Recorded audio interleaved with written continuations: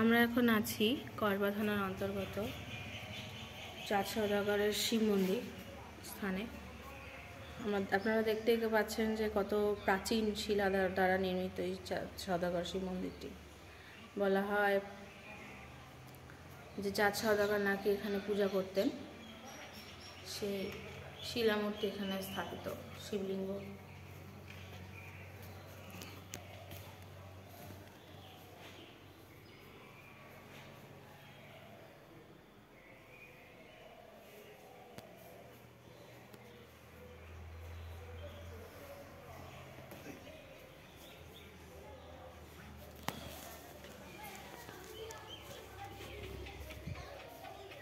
আশেপাশের দৃশ্য খুবই মনোরম, বড় বড় গাছ, প্রাচীনতম গাছ, তার শাখা বেরিয়ে প্রধান কাণ্ড অদৃশ্য হয়েছে।